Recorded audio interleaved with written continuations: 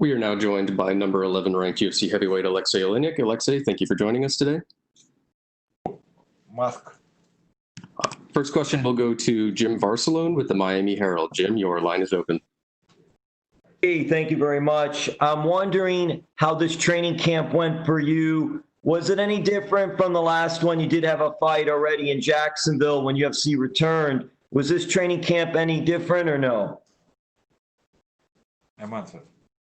It's too fast. Thank you for question. Yes, of course, for any camp, for any opponent, I have a different camp. And for Derrick Lewis, we prepare special for Derrick Lewis. I try prepare for this guy. I have a couple way to my fight, and I try release my game plan. Were there any differences because of the pandemic, COVID-19, in training? Were you able to train an American top team? Yeah, I train American top team. Is with COVID, this more difficult for training, but we professional sportsmen, we must do everything for good camp, for good preparation for any fight. Alexey, who did you bring with you? Who's with you from American top team to be in your corner? Luciano Macarao, his nickname Macagon, this is my coach, and my wife and my corner and my coach too. That's all. Only two corners this time. And also, how cool is it to be in the main event and to be on ESPN Plus and all that goes with it? I know you've been fighting for a long time, but do you still get that adrenaline rush, that high from being in a main event? No, I don't have more adrenaline because it's no matter. It's a main event or prelims or just main fight, main card, because I prepare for my. Bye-bye. So they're still on. I'm going. Yeah, you're good. Because I'm prepare for my opponent and I don't watch ways my fight is stayed on the down or the top. This no matter. I know I fight in UFC, in best promotion in the world, and I fight with the best guys in the world. And then last for me, Omari's in the co-main event, also from American Top Team. What are your thoughts of him and both you guys being on this card? And I know you mentioned that it doesn't matter where you fight on the card, but still, you're in the main event, he's in the co-main event. How cool is that for American Top Team to have two fighters like that on top? I think this very cool for my gym, for American Top Team, and all our sparring partners, all our teammate want our win and win American Top Team. Thank you so much. We'll go next to Gabriel Gonzalez with Cage Side Press. Your line is open. Hello, Alexey. First off, what do you take from fighting in Florida? Now you're familiar with the process, with the quarantine and the testing as you go into this fight. I guess to say, does it make it easier? Does it just make it more smooth as you go through fight week? No, excuse me, say it again. No problem. What experience do you take from fighting in Florida after already doing the quarantine and all the testing during fight week as you go into this fight now?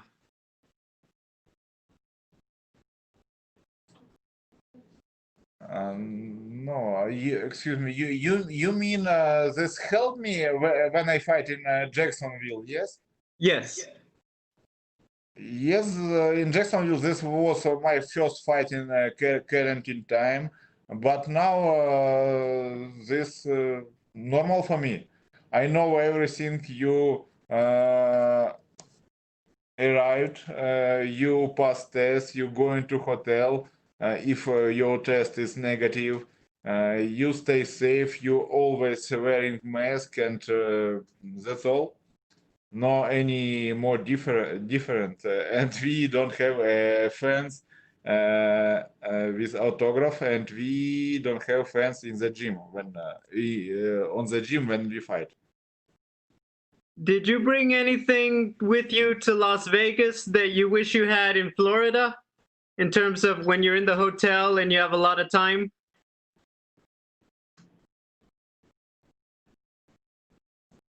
Did you bring anything with you to pass the time to Vegas when you're in the hotel in quarantine? I bring my excuse me. Maybe what if you brought like a book or a game or a TV show or anything like that? How do you spend time in quarantine? What do you do during quarantine? I stay in my room. I prepare for fight. I watch a movie. I training in my workout room. Any fighters have a personal workout room. That's all. My mainly prepare was in American top team. Now I am only ready for fight. I must be ready. I can't coolest. I must be hot always. I must be warm up, and I'm ready. Final question from me. What is the secret to having such a long career? You fought since the 90s and you have over 70 fights. How does that happen? Not everyone gets there. Nothing special. I just no give up even when very difficult. I training always. Anytime I eat good food.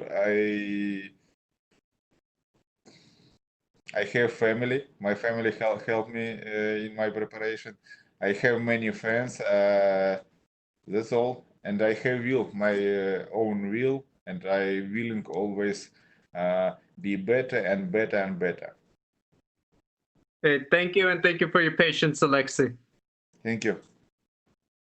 We'll take our next questions from Augusto German Nias-Gay with Somos MMA. Your line is open. Hi, Alexey. How are you? Hello. Good. Thank you.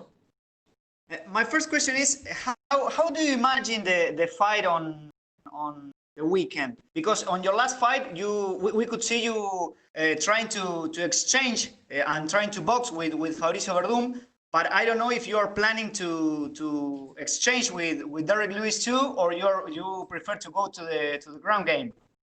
Of course, you don't know my game plan, and I hope Derrick Lewis don't want to, because if he know about my game plan, this was terrible difficult. One of the goal any fighters, you must doing something what your opponent doesn't wait from you, because if you do everything and your opponent knows about your game plan, he can preparation very well, and you can't win.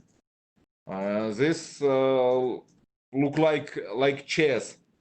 You must always doing a different steps, different anything. And well, you both, Derrick and you are both well experienced fighters, but you have much more fights than him. So how do you think the experience will play a part on the fight? I hope experience is my experience can help me in this fight, because my opponent very big, very tough. He explosive, he smart, and you know he stay in top 5 many times, and this mean this one of the dangerous fighter in the world. And Alexey, tell me, if you get the win on this weekend, when would you like to come back to the cage? Would you like a quick comeback, or you would prefer to take some time? It depends from my condition. If I have good health and good condition, I'm ready to fight anytime. 1 month, 2 months, 3 months, no problem. But it not depend from me. Nobody knows. Maybe I'm ready for 1 month. Maybe I'm ready for 6 months. I hope everything will be right. And my final question is, how long will we get to see you fighting? Because we love to see you fight. I personally love to see you fight, but I don't know if we can imagine in an Aleksei Oleinik fighting much more time. Fighting. I think not too much time, this short time, maybe 7 years, 10 years. Okay. Well, thank you very much, Alexei, and good luck on Saturday. Thank you. We'll go next to Alistair Bishop. Your line is open. Alexey, how are you, sir? Hello, good, thank you. Fantastic.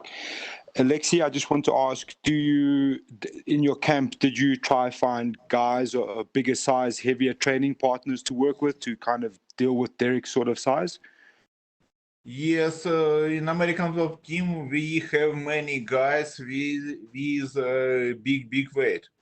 And I'm smallest heavyweight in UFC. My weight now 225 pounds, and I'm smallest. And any heavyweight is bigger than me. We have in American top team many guys with 280, 300 pounds, and this was a good experience for training, for my preparation to this fight.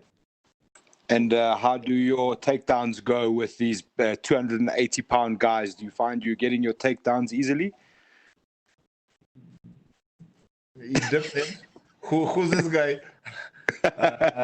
But I prepare everything, and takedown and striking technique and clinch and everything. And what do you think about Derrick's power? Obviously, we speak a lot about his power and his one-punch knockout ability. How do you train for something like that? Nobody can train his head for knockout, but you can train defense from knockout. When you defense. You can train your chin, your head, your brain. You can train only defense, for your opponent can't punch you. If your opponent punch, it no matter how big are you and how strong are you. Fantastic. Thank you, sir. Good luck. Thank you. With God's help. We'll go next to Igor Samilov with Blood and Sweat MMA. Your line is open. Igor Sidorov. Здравствуйте, Алексей. Первый вопрос. Советовались ли вы с Александром Волковым или Джуниором Дос Сантосом по поводу Льюиса? Здравствуйте, Игорь. Нет, не дошло до этого. Мы, как я говорил, если мы перерабатываем всю информацию, которая есть у тебя как бы для боя и так далее, и ты уже думаешь, чтобы еще нового как бы познать, тогда я могу попробовать попросить совет и так далее. Вот, я с Дос Сантосом перекинулись буквально там пару слов. Дос Сантос говорит, ну, я вряд ли тебе смогу помочь, потому что моя основная работа это была футворк и скорость, говорит. А как бы понятно, что мой футворк, моя скорость немножко к Дос Сантосу не подходит. Вот, с Сашей Волковым мы не общались сейчас. Я старался переработать ту информацию и ту программу, которая тренера American Top Team посчитали обязательной подготовить к этому бою. Мы еще, грубо говоря, не закончили ее, так чтобы мы могли принять еще больше информации. А в чем его особенности как соперника? Очень верткий, он взрывной, и он все время, вот знаете, это хитрость или обман, то есть он все время делает фейки, то есть он показывает, что он устал, что он медленный, и вот эта большая, медленная, такая огромная глыба и внезапно взрывается, как пружина. Вот это самая большая опасность. Когда человек изначально резкий, быстрый и так далее, ты работаешь с ним в большой скорости. Вот, а когда человек замедленно, ты начинаешь, ну, чуть приближаться к его скорости, входишь как бы в такт, и начинаешь работать соответственно. И я думаю, одна из самых больших вот именно то, что взрыв, и он такой очень-очень, его тяжело удержать, схватить, клинчевать и так далее. Если смотреть на статистику, то Льюис победил всех европейских бойцов и выходцев с постсоветского пространства. Придает ли это особой важности для вас, этому поединку? Нет, это сейчас этому поединку мне самую главную большую важность придает только бой Олейник, Льюис и все. Я не смотрю сейчас вес, размеры, рост этих самых букмекеров, там возрасты, нации, еще что-то. Зачем на них смотреть, как бы, если драться будет не географическое положение, не какие-то меридианы, не еще что-нибудь, а буду драться я и мой соперник. И неважно, наверное, все остальное. Вы уже отвечали на этот вопрос на английском языке, ну, для наших русскоязычных зрителей, если можно будет повторить, вот как вся эта ситуация с пандемией повлияла на подготовку на вашу? Как это отразилось? Как вообще все проходило? Ну, чуть все более зажато и чуть ограничено, наверное, но работа все равно ведется. Вот, и все. Меньше спарринг-партнеров, меньше людей в зале, иногда там меньше тренеров, ограниченный допуск в зал, больше там какая-то дистанция, больше времени там на его а, обеззараживание зала, то есть нужно где-то подождать, нужно еще что-то и так далее. Но по сути, как бы, если ты хочешь, и ты можешь, и ты знаешь распорядок, то ты можешь заранее подготовиться, тренироваться и так далее. То есть у нас, как я говорил, бывали такие случаи, когда я тренировался у себя сам, самостоятельно в бассейне или во дворе просто там делал бой с тенью, определенные упражнения, комбинации, работал с утяжелителями и так далее. И последний вопрос. Сегодня появилось видео, возможно, вы уже видели, где Дерек Льюис довольно, скажем так, нелицеприятный жест делает в отношении вас, когда он вот плюнул там в контейнер с едой. Не знаю, вы видели уже или нет, и, в Ну, общем-то, я думаю, это, что бы там он ни делал, это говорит только об его культуре и образовании. Я видео не видел, если честно, поэтому как бы все, что человек делает, это говорит об его образовании, образованности, культуре. Больше ничего не может говорить. ну, то есть, ну, на вас это морально никак не влияет, то есть все Я равно. не видел ничего, не знаю. И не знаю, чем он там решил себя развлечь или попытаться из этого как-то хайпануть, как говорится. Ну, потому что в русскоязычном сообществе это вызвало сегодня довольно бурную реакцию. Как раз вот его поведение такое очень оскорбительное было. Я не видел, не знаю. То есть я от кого-то там пару смс-ок видел, еще что-то. Я могу сказать, что это была не моя еда, естественно, и так далее. То есть, ну, поэтому ничего не могу даже сказать об этом. Я уже сказал, как бы, я считаю, что это только личная культура человека, она и показывает, кто он и что он есть. Говорит о человеке само за себя. Спасибо. Thank you very much, Alexei. You're all set. Yes.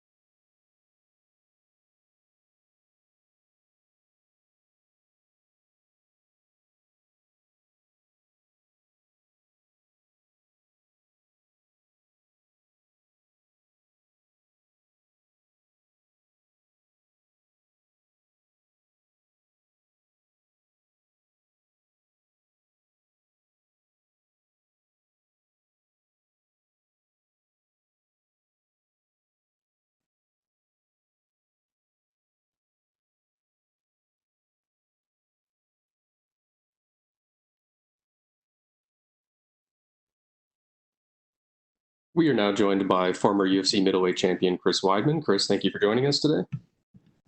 Thank you for having me.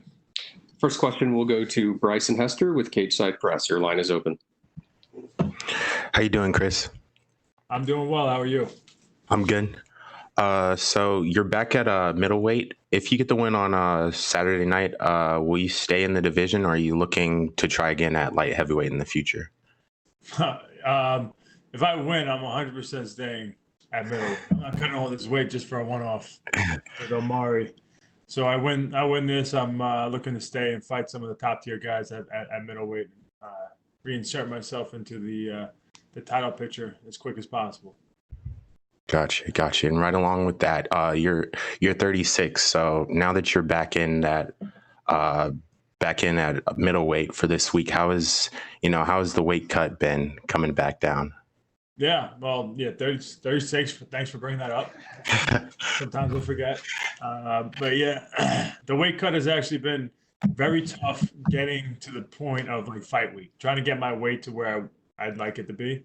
I had a bunch of plateaus during training camp where the weight wasn't coming down, and I had to be super disciplined with food like never before. I used to be able to have cheat meals kind of like over the weekends and stuff like that, and then get back to eating healthy, and I'd make weight at 185, kind of, I wouldn't say no problem, but I'd be fine. I get my weight to where I want to on fight week.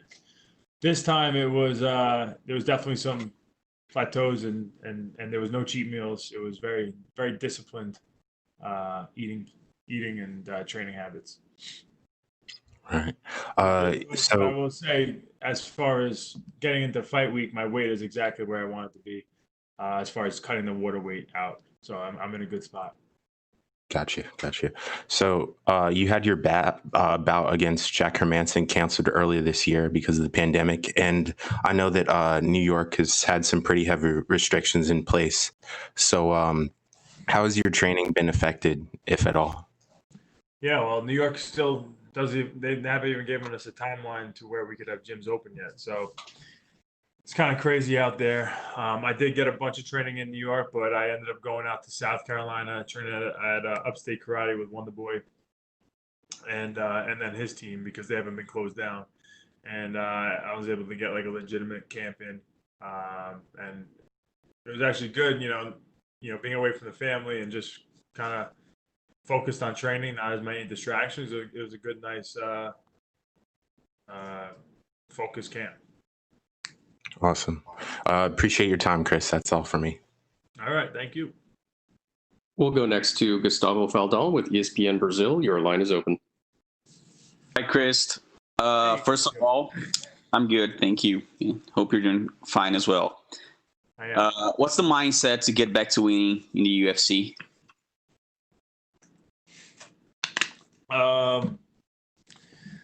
The mindset is just to focus, just have good preparation to where I have confidence in myself and believe I did everything right, and then go out there and do what I know I can do.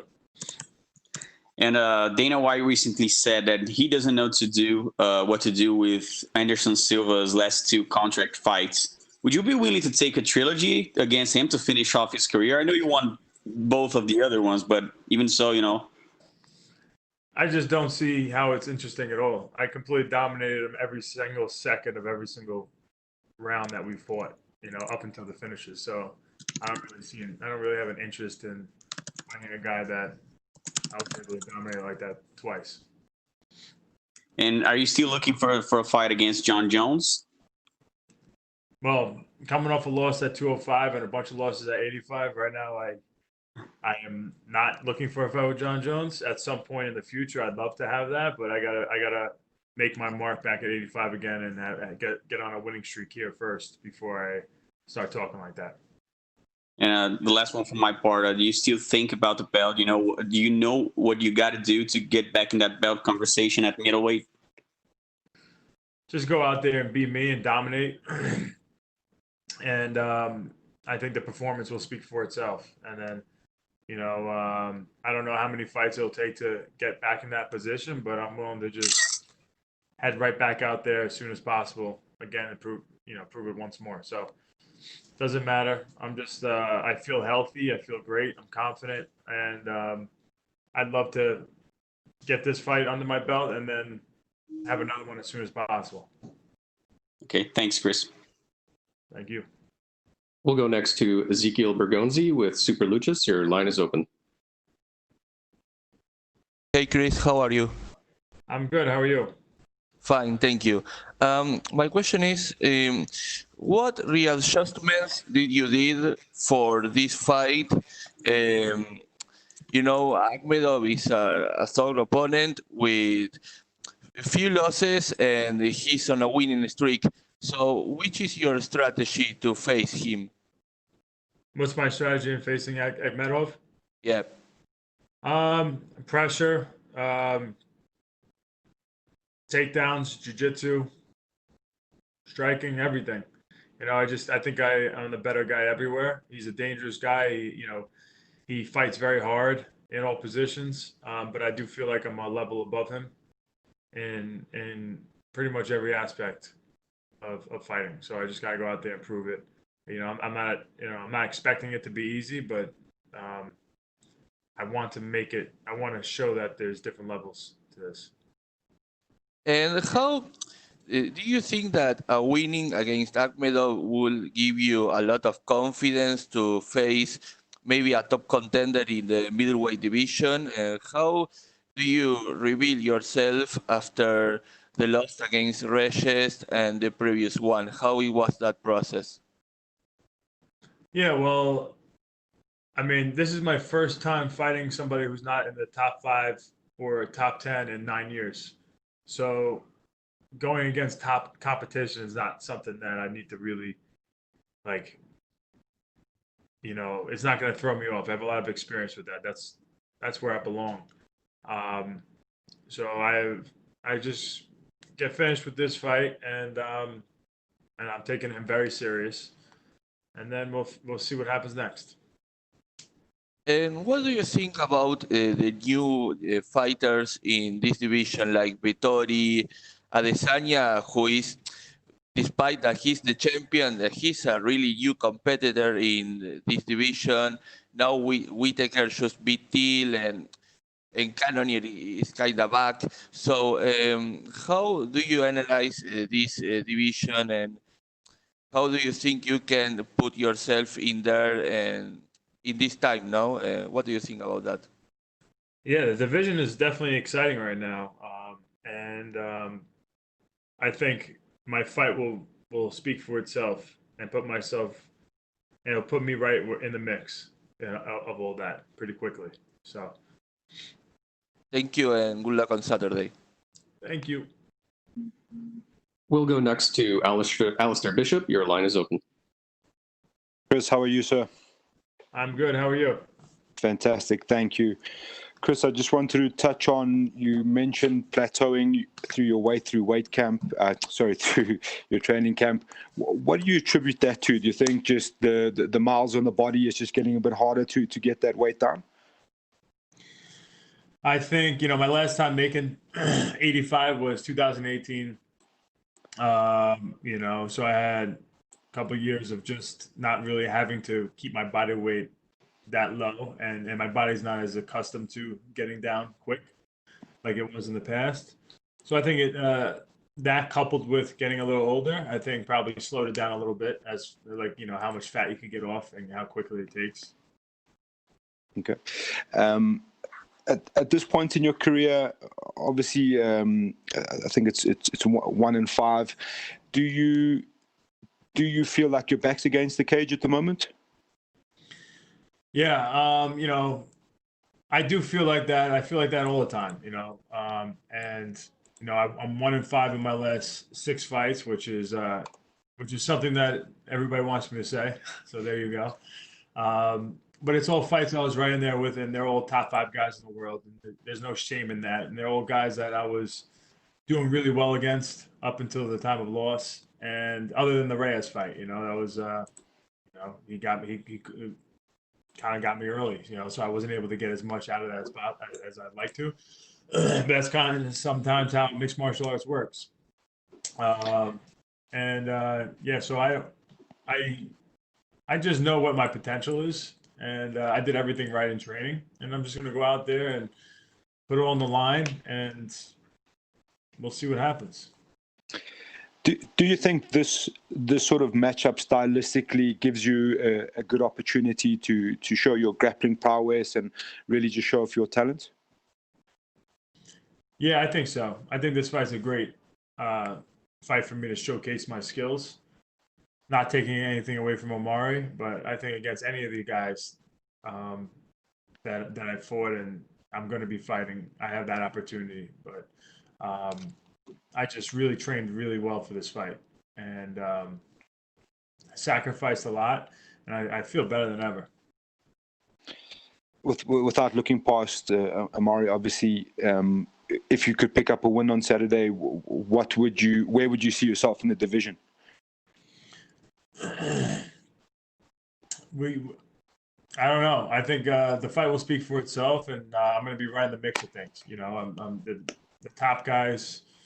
I'll be right in there with the top guys, I think, to where I'll have some big fights offered. And the last one from me, so obviously we mentioned the one win and 5 losses in the last 6 fights. Dealing with adversity, what advice would you give to younger MMA fighters when it comes to dealing with adversity through your career? You know, don't let the critics and the doubters and the haters get to you. At the end of the day, it's not always the best fighter that wins, the overall best fighter that wins that night. It's the fighter that was better that night, you know, and that doesn't change your potential and how good you are, you know. So you got to be able to refresh, restart your mindset, and keep your confidence, and just keep training hard. Fantastic. Thank you, sir. Best of luck. Thank you. We'll take our final questions from Sumik Datta with Sportskeeda. Your line is open. Chris, hope you're doing well, man. What's that? Hope you're doing well. Hello, can you hear? Yes, I'm doing well. Hello? Okay, yeah. So in the lead up to this fight, you said that you're almost in a must-win situation now. You know, being a former middleweight champion, do you feel that this is the most pressure you've ever felt in your UFC career so far? No, I've had lots of pressure on me since the beginning, from lots of hype to fighting for multiple championship fights, to coming off of losses and then finding my way to wins. I've had it all, and so for me, it's just another day in the office, man. So your opponent, Omari Akhmedov, has been around for a while as well. So, but this will be the first time he faces someone of your caliber, you know, someone who's been a champion before. So what are your thoughts on him as a fighter and him as an opponent? He's a tough guy. He fights hard. He's scrappy. He's you know, he brings it. You know, he definitely, like, he gets tired. He doesn't have he's not severely decorated in any areas, but he brings the fight.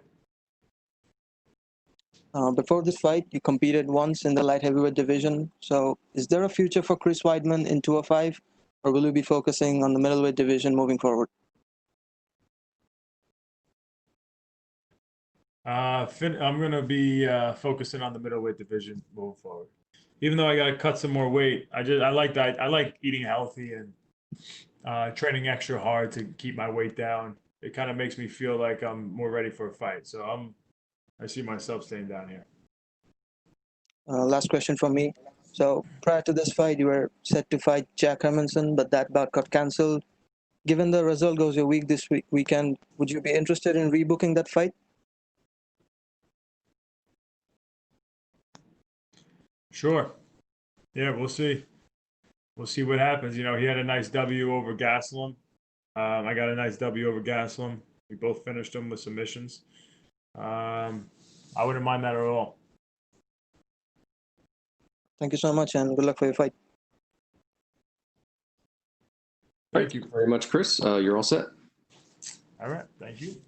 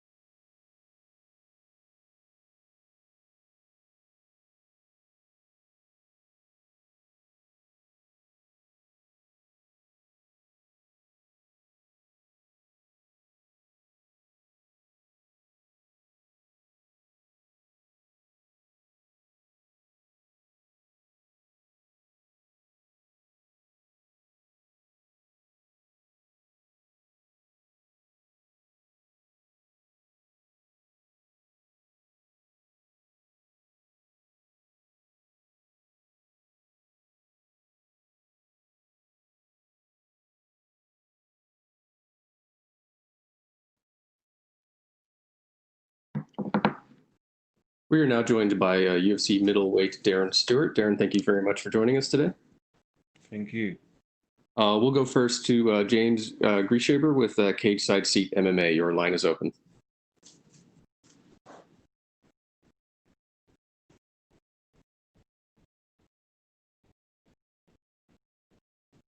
James, your line is open. James, are you there? T-break.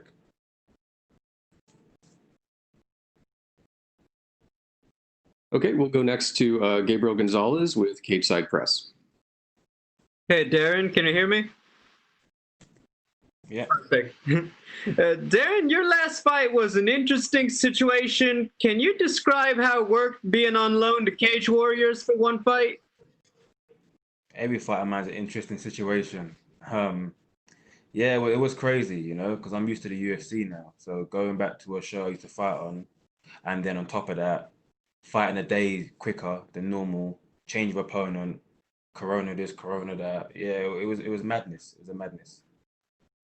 I mean, I guess you fought for Cage Warriors before, so it's not like it was brand new, but just, I guess the negotiations, like, how did they even bring it up to you? Were they just like, hey, if you want to fight, this is what we can do? And I guess just Yeah, I don't have a clue in that situation. My manager said, look, still got the fight on, because at the end of the day, I need the money, you know, like I don't work. So it was a thing where I just take it and just fight, get my money, provide for my family. And good job I did, because we had like 3 months off and not doing nothing. So couldn't afford that. We're obviously interested to see some of the fighters from the UK, and we're wondering about the travel situation, guys like Leon Edwards and all that. Being from there, can you describe the travel situation and just how hard or not is it to get to the US for fights? It wasn't hard at all. My manager got a waiver signed, which allows us to fly to the States. But the travel's madness. I don't know if it's because of the whole corona situation, but we have to do connecting flights and 9 hours this, and you got to watch where you step, and you can't be close to that person. And got to wear a mask at all time, and I can't breathe in these things. Even though I'm a dentist, it's mad. Yeah, it's just all nonsense. But yeah, it's crazy. I mean, but getting to the US, not a problem. Because I got the waiver signed, so I can fly, and that was it. Done. Got it. Final question, moving back to Pitolo, what does he bring to the table that makes him a dangerous opponent? What does he bring to the table that makes him a dangerous opponent? Nothing really. I don't really care. I don't give a damn. I'm trying to go in and do me. I'm not worried about what he does, what he brings to the table. So do you see this one ending quick for you? That's it, ending quick. Yeah, ending quick. First round, second round, first round. I'm just gonna go out there and just do me and just put the pressure on him like mad. I feel like he hasn't fought no one like me. I've been in wars. Look, just look at my face. I've been in war. I've been for everything. Everything you can name, I've been through it. I don't know him that well. I don't know his record. I don't know too much about him, but I don't feel like he's been through wars. I mean, the last fight he had, I think, was against Charles Bird, and Charles Bird was tied that fight. I don't know. And he beat Charles Bird, couple strikes on the floor, 1, 2, 3, 4, whatever. Ref jumped in. I beat Charles Bird, 1 elbow, done. So is what it is. Looking forward to it still. Gonna go and bring the smoke. Hey, appreciate it, Darren. We'll go next to Bryson Hester. Your line is open. Darren, you're looking real good for this fight, and I know it was only on a few weeks' notice. Who have you been working with to get ready for this camp? I've been working with everyone undercover. I'm not gonna say too much names because during lockdown I should have been training, but I've been doing my thing. You know what I mean? I'm still here looking like a snack, as they call it in the UK. Been beautiful. So, matter of fact, all it was to do is just get my weight down. I've been training. You know, I've been putting the work in. From when the lockdown started, I think after my last fight, I had a week off. I was forced to, because I don't like to have time off. I had a week off and I just been training Zoom, working my conditioning coach, McFarlane training systems, doing Zoom calls, home workouts. Then when it got a bit easy, started doing the jogging. I've been working, then things got a bit easy. I started grappling in the park. You know, grappling in the park where I'm around my area on the grass, no mats, no nothing, hardcore stuff. Like, no one's stopping me. No one's stopping me. And with the pandemic and whatnot, if you if you get a win, you come out relatively unscathed on Saturday. How soon are you looking to get back in the mix? And do you think it'll be an issue to like whether you want to go back to Britain and then come back and try and fight? Do you think that could potentially be an issue? Or If it goes really well, I'm trying to go straight away. I'm not messing about. I already told my missus before this fight, the quick one, I'm staying out here. I'm going again because it's not been funny. Like, most of the American lot been milking it. They've been getting the money in. And I know, you see now during this pandemic here, right? We could say, yeah, we want to win this record, that. No, it's about making your money because there's going to be another wave coming and you can't do it at all.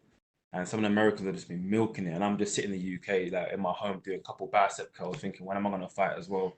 Do you know what I mean? I didn't get a call out to go to Abu Dhabi and all that stuff to fight. So I told my missus before I ever come out here, I'm staying over there. Like, if it goes well, that's it. No arguments. Like, I need to milk it in. Now it's about putting on a show, be entertaining, get your money up. all right, sounds good, sir. Sounds good, sir. Good luck on Saturday.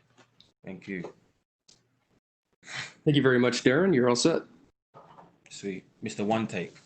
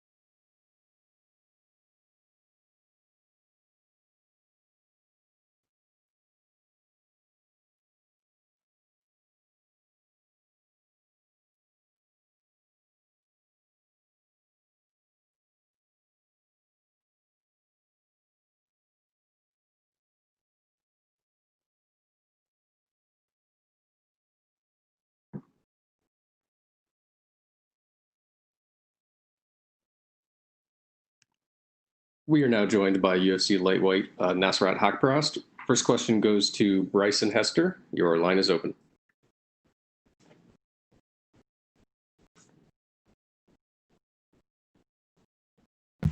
Hello? Hello? Yep. Can you hear me? Oh, okay. How you doing? Good, man. How are you? I'm good. So you haven't fought during the pandemic. How do you think it's going to be fighting with no crowd? I think it's not gonna make a big difference because while you're fighting, I don't feel anything. Of course, the crowd has different energy, but I just see it as another fight, and it's just me and my opponent and the cage, and that's it. Gotcha. So you're welcoming a newcomer to the UFC, and not too long ago, only being 24, you were a newcomer. So what are your impressions on him? I think everybody who's in the UFC, he deserves to be there. So he's gonna be a good fighter. Everybody's good, Nowadays, you don't know what to expect. I just prepare for everybody like it's the best opponent in my life. It's the last day of my life. It's the fight of my life. So I think everybody's serious. Doesn't matter if you have 1 fight or 10 fights or no fights in the UFC. So I'm very prepared. Awesome. And what has your situation been like in terms of training during this ongoing pandemic? We had a very good training camp. We went to Morocco. My friends Azaita brothers, they're also in the UFC. Otman Azaita and Abu Azaita. They made a very good training camp with high-level fighters, Marco Madsen, Ismail Nordiev, my brother Otman Azaita, Abu Azaita, world-class kickboxers, champion from ONE FC.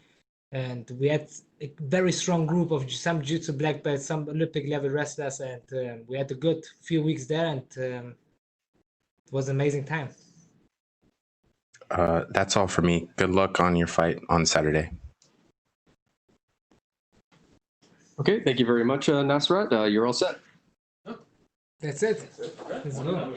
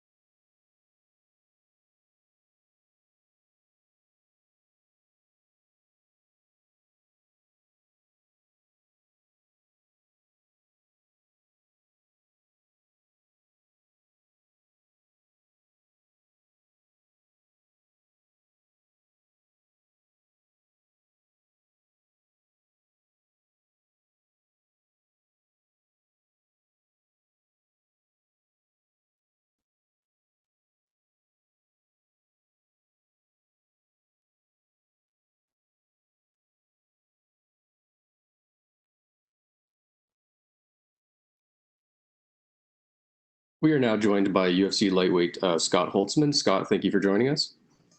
Hey, glad to be here. Our first question comes from Gabriel Gonzalez with Cageside Press. Your line is open. Hey, Scott, how you doing? I'm doing good. Gabriel, how are you? Doing pretty good, man. Thanks for asking. This is a big opportunity for you. How do you feel when this guy is coming out and saying he is, quote, extremely disappointed to be fighting you because you're not ranked? Yeah, I mean, it's, he said that publicly. He said that everywhere. He's campaigning for a top 10 opponent on, on social media, all that. So, I mean, I think we've seen it time and time again, man. You underestimate a guy, you go in there, you look past him, and next thing you know, you get beat. So he's got to face me man to man in there. He's, he's got to get in there and pay the piper. So I'm not worried about that one bit, man. It's a fight. I'm confident myself.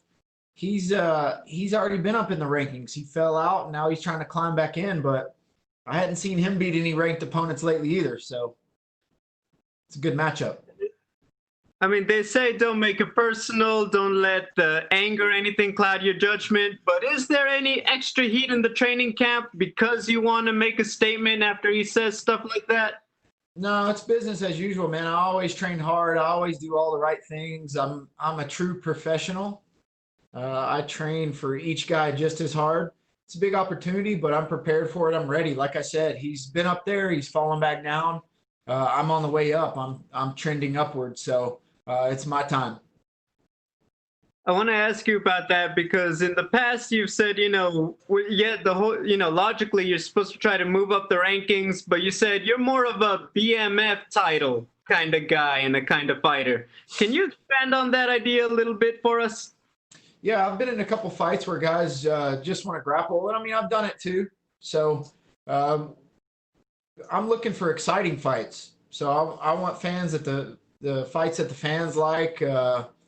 Winning a bonus every now and then is nice too. But turns out here lately, all the exciting fights are up in the top 15. So if that's what I got to do to chase those good fights, if I got to fight those top 15 guys, then so be it. And if I end up being ranked, then fine too. But you don't get paid any extra to fight a guy with a number by his name. So why not make it exciting? Who would be your ideal opponent for a lightweight BMF belt? Beneil Dariush on Saturday night. Great answer. Thank you, Scott. We'll go next to Bryson Hester. Your line is open.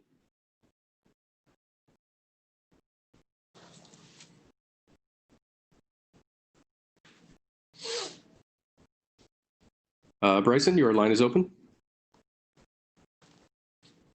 How you doing, Scott? Hey, doing good. How are you, Bryson? I'm good.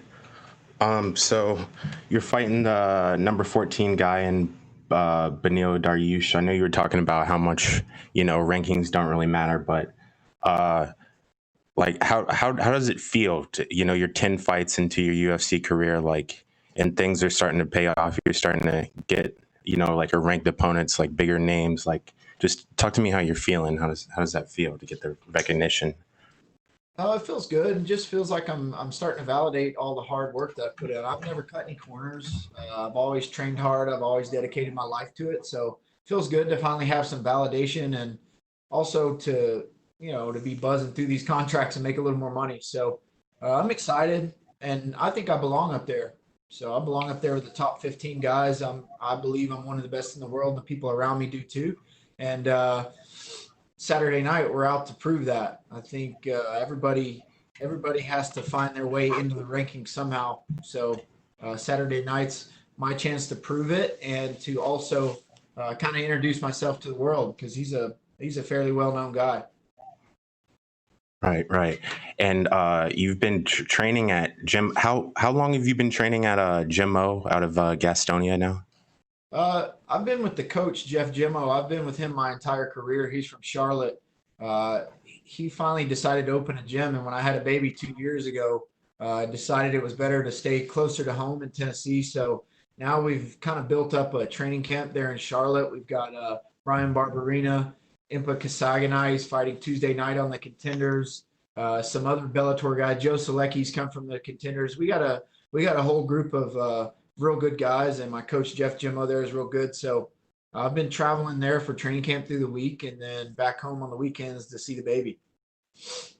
Gotcha. So how was traveling out from Charlotte to Vegas? How did that go down for fight week? It was easy, man. I've made this flight tons of times. I fought here 2-3 times, so real easy. 2 flights. They spaced them out. Didn't have anybody sitting next to me coughing on me, so passed my COVID test. So that's all that really matters. All right, and last question for you.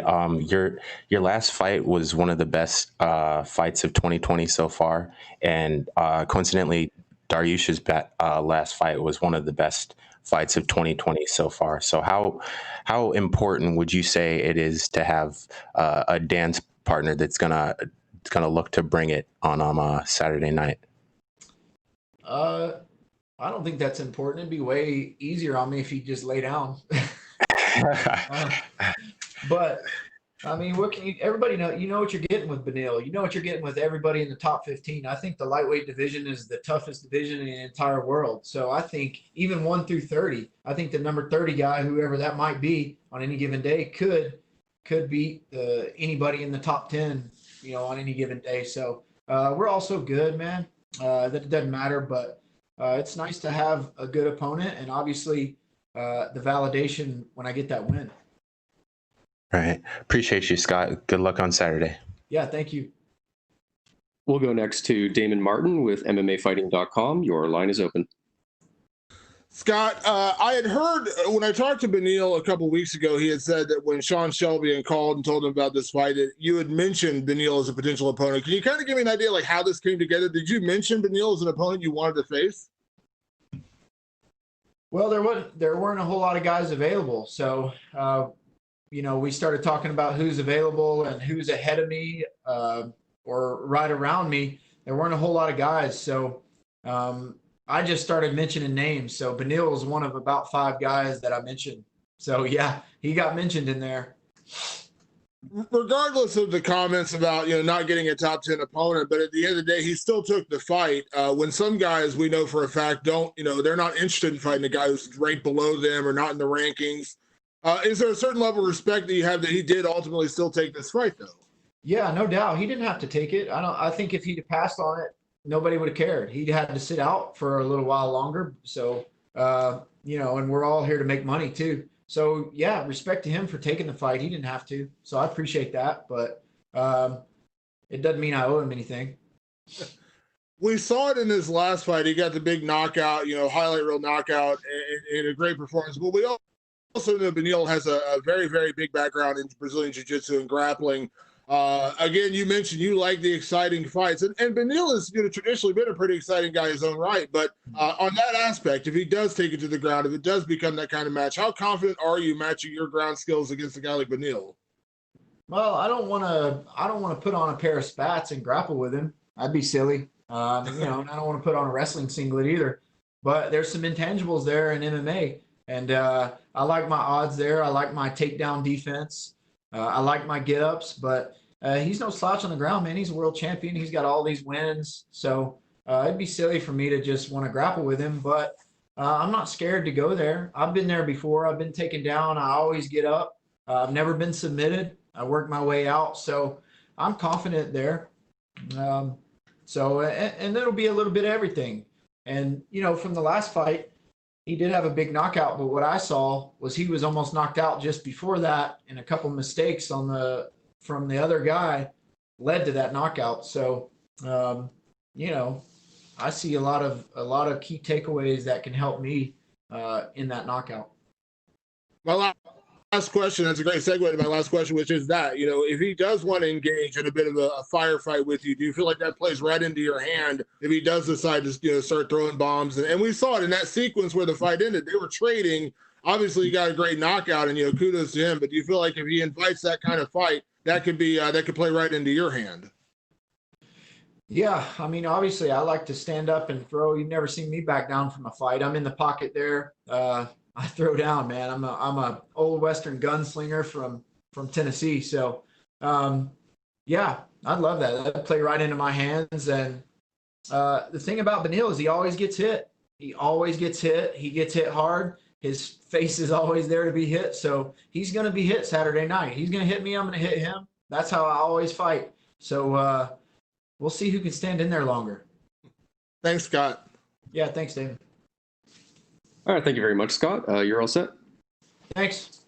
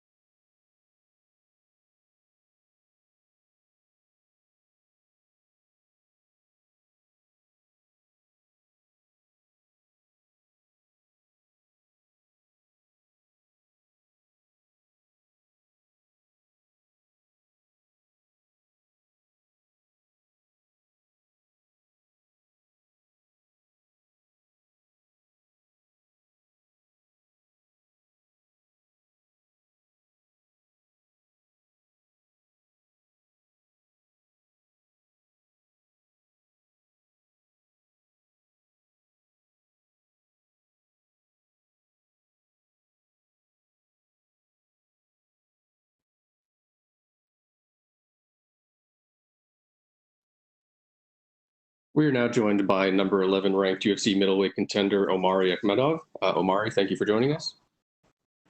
Hello.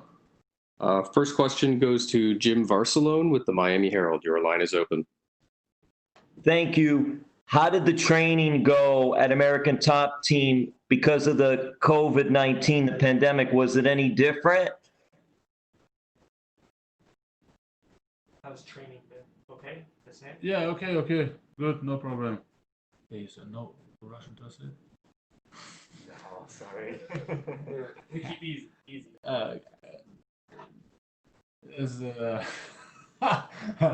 No problem. Good training. A lot of sparring partners. Good camp. What has it been like? This is the first experience. You're going to be fighting with no crowd, going through all the testing too this week. How has that been going? No crowd, no. No, never. Good, no problem. It's never sick. How do you feel about two fighters from American Top Team, one in the main event, one in the co-main event? What does that say about the talent at American Top Team? Your camp? Yeah. It's American Top Team is number one gym. He's training tough guy. A lot of people is UFC fighter.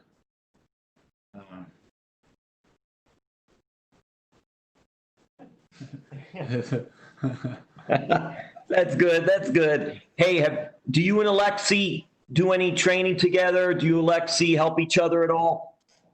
Yeah. I training him. Sometime help. I him, for him you, or for him me. It's good. And who did you bring with you? Who is part of the team that's with you for this fight?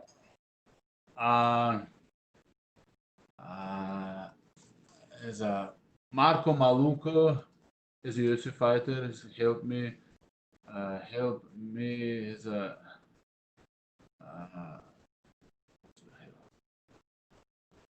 he's not a UFC fighter. He's a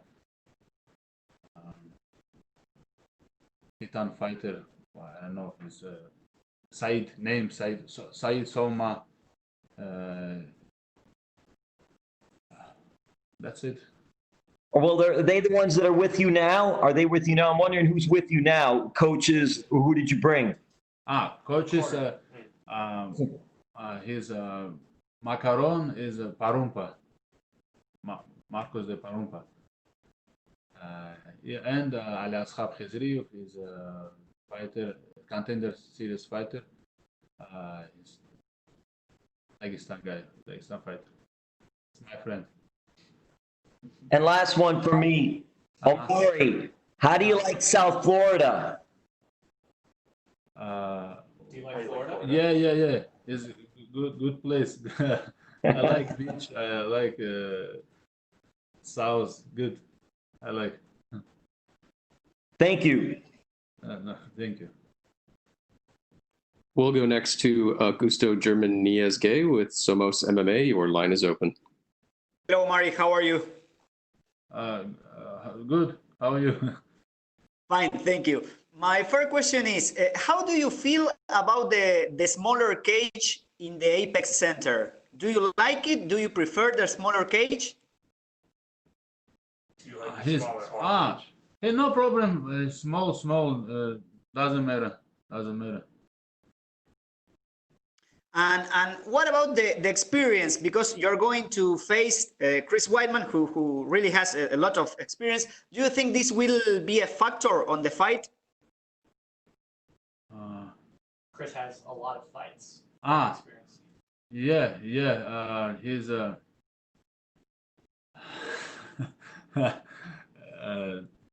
Chris is good fighter. His big name. Is a good chance for me. Is close title. Yeah, well, I was thinking to ask you about that. How far do you think a win would get you from a title shot? So if you beat Chris in the rankings, you. Maybe after we maybe 9, 10. I don't know.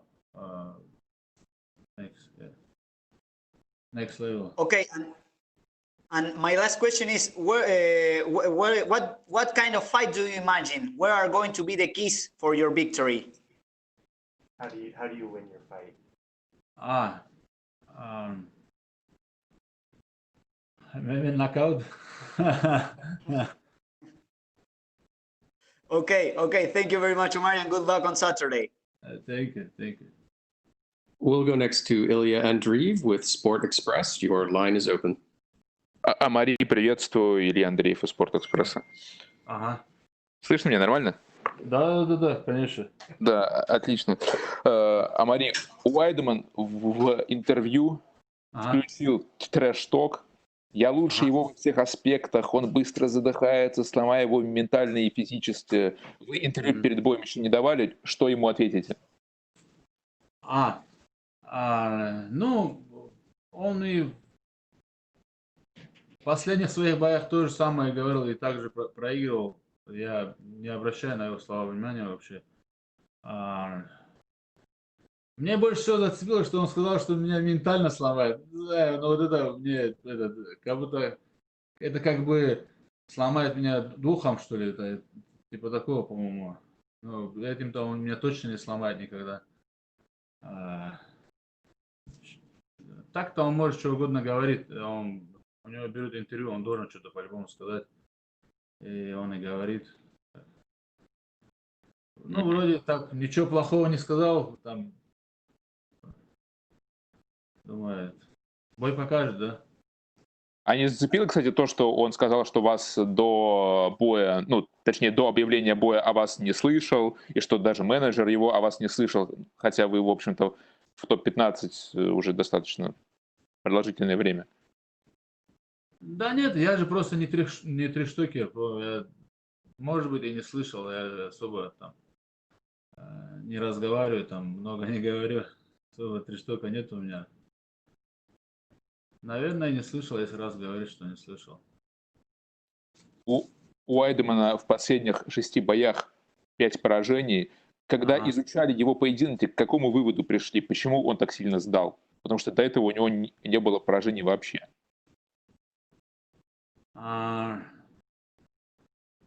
Я думаю, в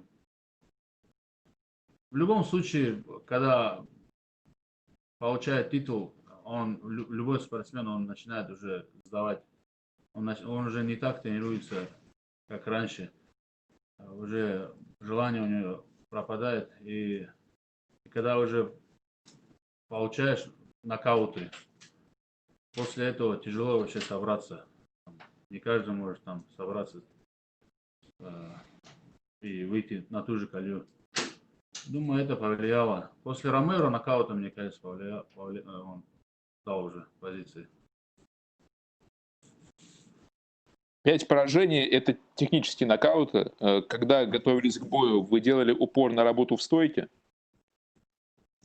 Нет, я больше боролся в спаррингах, сам боролся и в день борьбы много боролся. Ну, давал больше упор в борьбе, потому что я знаю, что он будет бороться со мной. Он во всех боях своих боролся. Поэтому я чуть упор дал на борьбу. И в стойке, конечно, ну, я думаю, что у меня много борьбы будет с ним, много возни.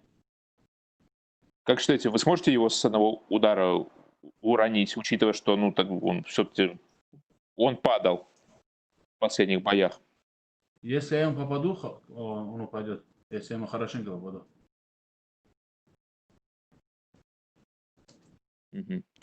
Джек Хермансон считает, что у Уайдмана лучшая борьба в дивизионе.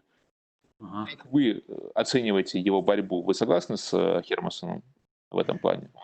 Это реально у него лучшая борьба в дивизионе? Не лучшая, наверное, но одна из самых лучших. Ну, здесь зависит, сколько он сможет бороться, там, раунд, два. А это очень энергозатратное дело бороться. Я думаю, он уже во втором раунде подсядет, если дойдет до второго раунда. И последний вопрос от меня. А почему вы в маске, кстати? Потому что другие бойцы без масок были, ну, практически все. Я не знаю, не сказали, оставь, я оставил. Все понятно. Все, Омари, удачи вам.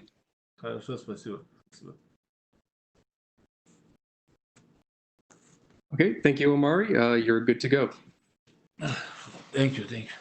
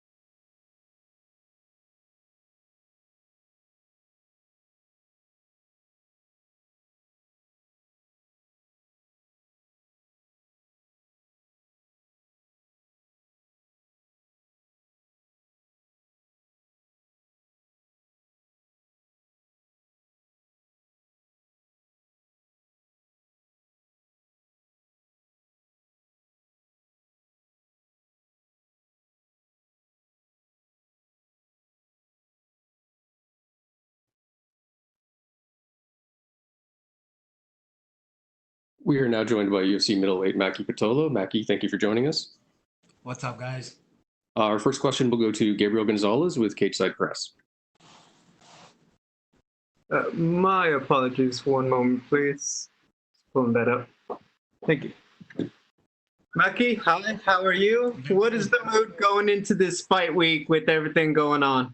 My mood is solid, man. I'm excited to be here again, excited to do work. This is what I love to do. So there's no bad vibes. There is no negative. It's all forward movement. I read this story. How did you pick Coconut Bombs as your Instagram handle of all the ones that probably popped up? These bad boys right here. Say no more. I get that. You've had a fight with no fans. You've had the big fight in a stadium in Australia. Can you say for sure which experience you prefer now that you've had both ends of the spectrum? I miss the crowd. I miss having the crowd out there. I miss the vibes they give out, the boos, the cheers. When they see action, they're cheering louder and louder, and that's what I miss the most. Going in there and having no crowd, it just kind of feels like another sparring session or yeah, it just feels like a big sparring session to me with no crowd. So I really miss the crowd. I wish they were there.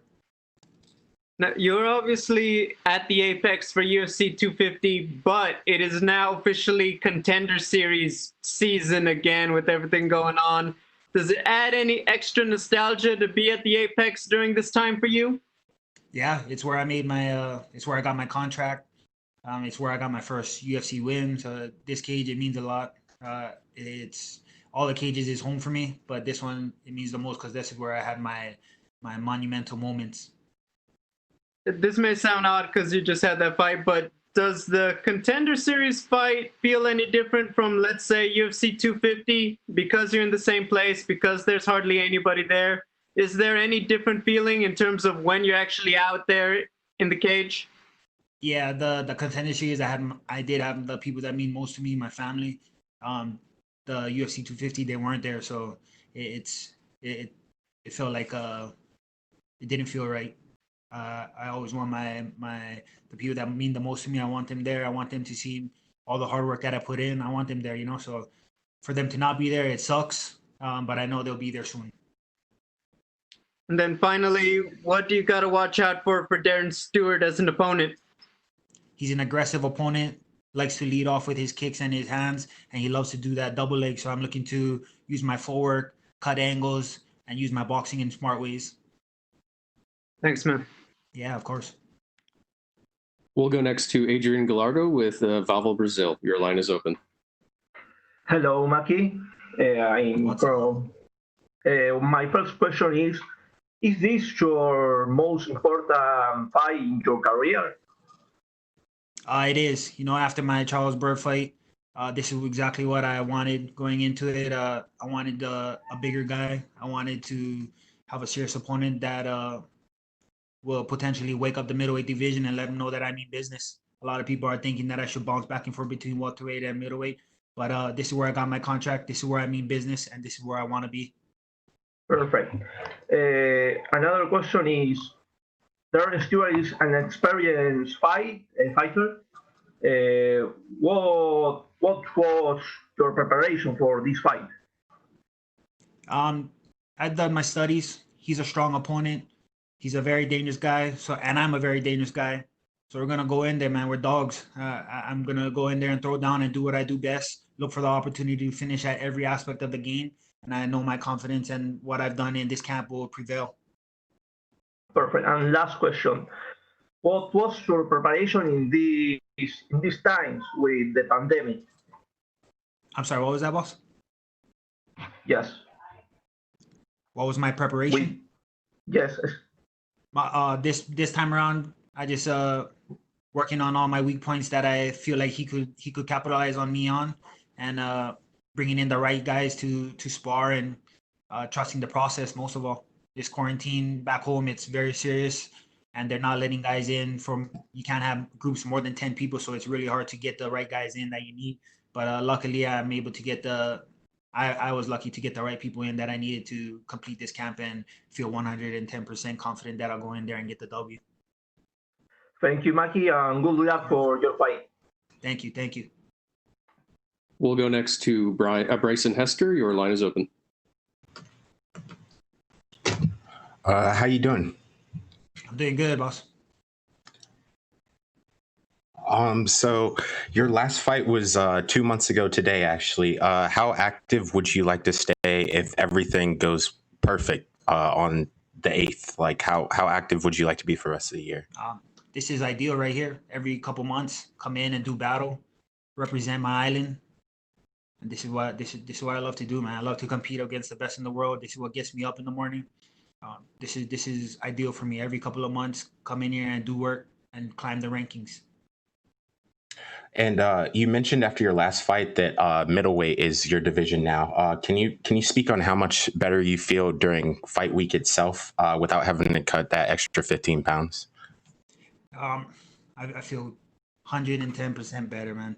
170, cutting to 170 was taken away from my health, man. I just didn't feel all there. It didn't feel right for me, and I'm getting older. My man muscles is coming in, so 185 is the perfect spot for me. I feel good. My mind is there. My health is here. I can make weight, not fairly easy, but I make weight, and I'm confident, man. I have the confidence behind it. Going into battle the next day, I feel my rehydration is prime.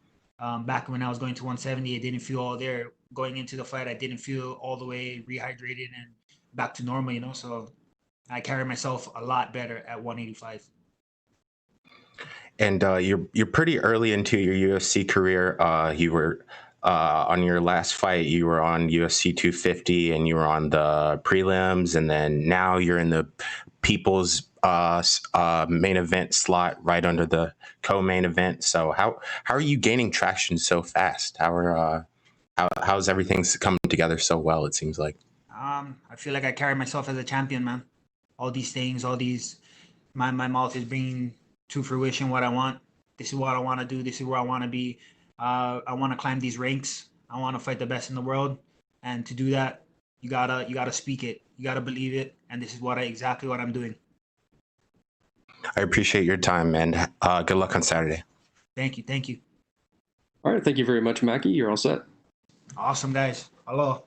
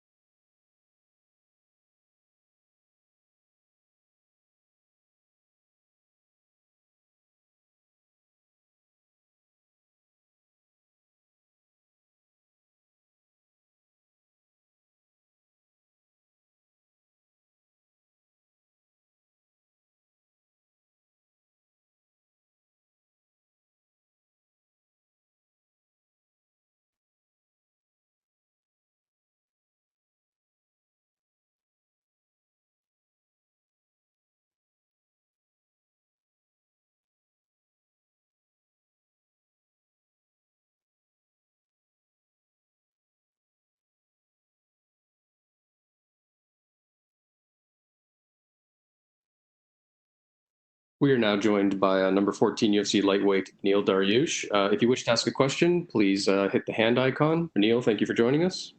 No problem. Yeah. I'm figuring this out. First question goes to Adrian Gallardo with Vavel Brazil. Hello, Beneil.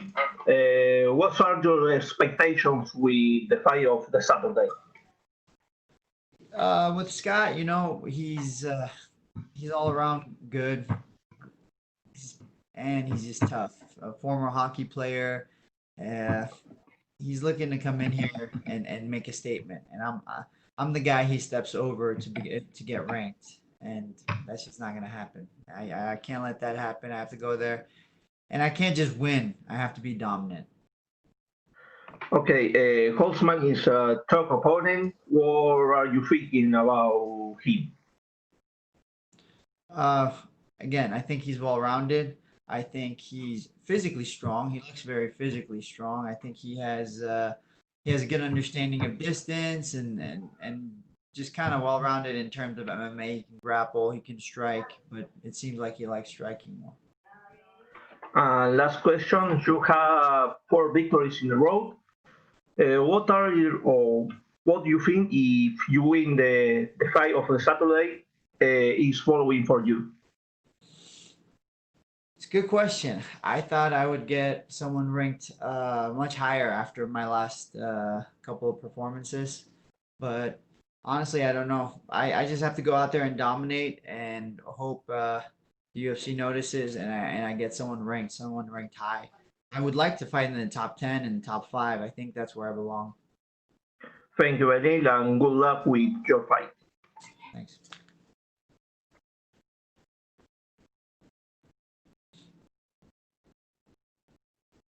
Okay, you're all set, Beneil. Thank you. Cool. Easy. Easy.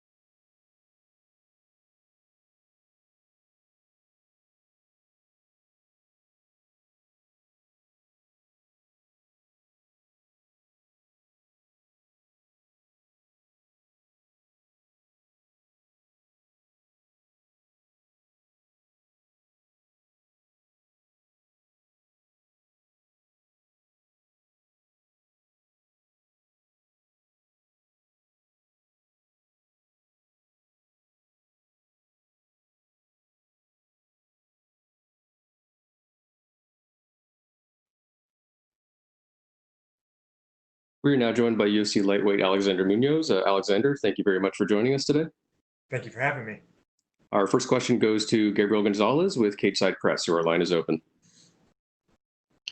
Hey, Alex. My first question, your season of Contender Series, you got the win in probably the most anticipated main event of that season. Can you just explain, you obviously got all that attention, but not getting the contract and just those emotions that happened? Yeah, so that was a little tough, not getting the contract. But, I went out there, I fought on a torn ACL, and I learned a lot from that fight. I overcame a lot in that fight, and it's something that I've been able to carry with me into my other fights and into my training and my mentality towards fighting. So I knew I'd get another shot to get back in the UFC. I knew that wasn't my last chance. At the end of the day, it wasn't a loss. It was still a win for me. So you just got to keep moving forward. You can't sit and dwell on everything that didn't go right. You got to kind of have a short memory when it comes to that stuff if you want to make it in this sport. and you got to focus on the things that do go right and make sure that that's what dominates your attention. I mean, after the fight with Nick Newell, can you expand on it a little bit? Just you get back to the gym at home. What were the conversations like to just get back on the bike and then go win that title over in Trinity Kings recently? Yeah, I mean, there wasn't much to it. You just got to, like I said, you got to put it behind you, and you just got to move forward. It wasn't a loss. If anything, it was more just figuring out, you know, how to come back from that torn ACL. I wasn't.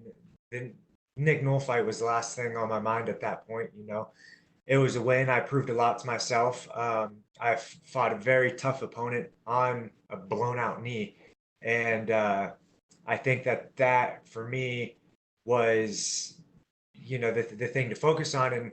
And then what do I do to come back from that ACL surgery, a surgery that used to be something that you don't come back from as an athlete, but now with science where it's at, and the surgery have come so far, and you've seen a lot of different athletes come back from this. You know, I just had to take it literally one step at a time, and made a lot of big gains at having to slow down my style. I'm a very explosive fighter. I rely on that, and because of that, I used to get away with a lot of bad techniques.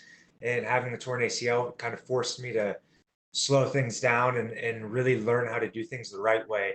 And then by the time I did get my full strength and full speed back, and now a healthy knee that's, I mean, crazy strong, that I believe in and really trust, I'm a more complete fighter because of it.